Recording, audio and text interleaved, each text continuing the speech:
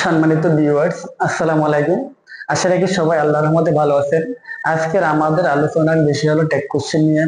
যে সকল শিক্ষার্থীরা নবম এবং দশম শ্রেণীতে অধ্যয়ন করছো তাদের জন্য আজকের এই ক্লাসটি। তো এখানে একটা বাক্য হলো, Arif is a good boy. এখন আমরা এই বাক্যটিকে টেক কোশ্চেন করব। আসলে ট্যাগ কোশ্চেন করার নিয়ম হলো, যদি প্রদত্ত বাক্যটি হ্যাবোধক হয় তাহলে তার ট্যাগ হবে নাবোধক।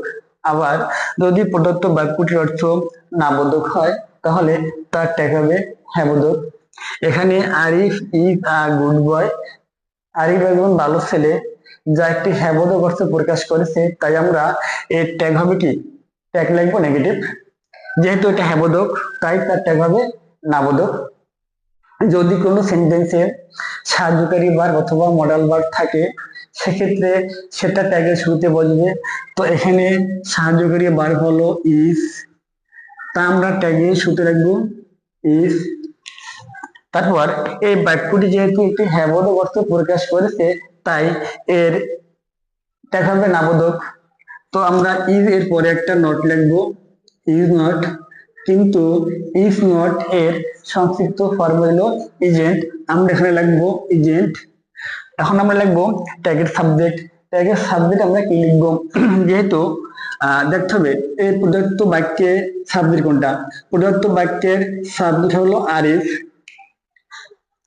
যদি প্রদত্ত সেন্টেন্সের সাবজেক্টটি সিঙ্গুলার হয় সেক্ষেত্রে ট্যাগের সাবজেক্ট বসবে হি, সি অথবা ইট। যদি প্রদত্ত সাবজেক্টটি কোনো ব্যক্তিবাচক হয় সেক্ষেত্রে ট্যাগের সাবজেক্ট হবে হি অথবা সি। যদি এটা বস্তুবাচক হইতো তাহলে এখানে বসবে ইট। যেহেতু আরিফ একজন ব্যক্তিবাচক সাবজেক্ট তাই আমরা ট্যাগের সাবজেক্ট লিখবো হি অথবা সি। আবার আরিফ যেহেতু একজন পুরুষ সেহেতু ট্যাগের সাবজেক্ট হবে হি।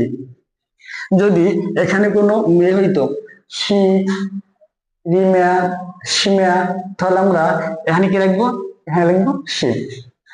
আরেকটি বাক্য হলো, সিমা ইজ এ বিউটিফুল গার্ল। এখন আমরা এই বাক্যটিকে কিভাবে ট্যাগ কোশ্চেন করবো। সীমা ইজ এ বিউটিফুল গার্ল, যেহেতু এটা একটা হ্যাবোধক বাক্য তাই এর ট্যাগ হবে নাবোধক।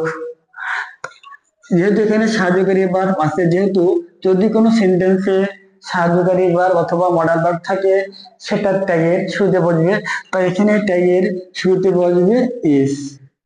যেহেতু প্রদত্ত বাক্যটি একটি হ্যাবোধক বাক্য তাই এর ট্যাগ হবে নাবোধক, তা আমরা লিখবো ইজেন্ট।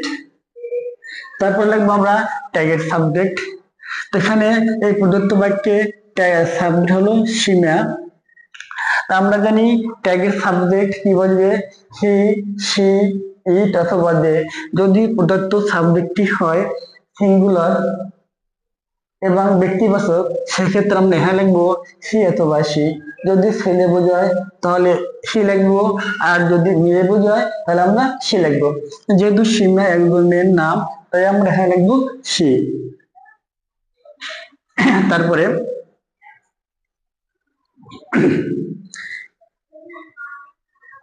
ফিশেস ক্যান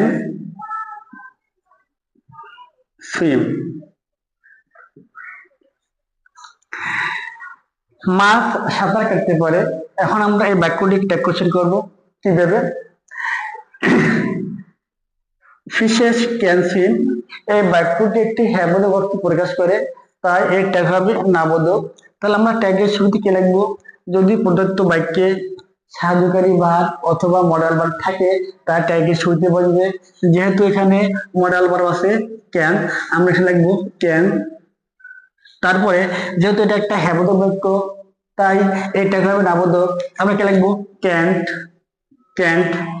তারপরে আমরা লিখবো ট্যাগের সাবজেক্ট, তো দেখবো এই প্রদত্ত সেন্টেন্সের সাবজেক্ট কি আছে, এখানে সাবজেক্ট হলো দে। যদি প্রদত্ত সেন্টেন্সের সাবজেক্ট কি হয় প্লুরাল, সেক্ষেত্রে ট্যাগের সাবজেক্ট বলবে দে। ফিশেস, এখানে ফিশেস হলো প্লুরাল, আমরা সেগুলোকে লিখবো দে লিখবো, দে ক্যান্ট দে। তারপরে আরেকটা ফিশেস ক্যান নট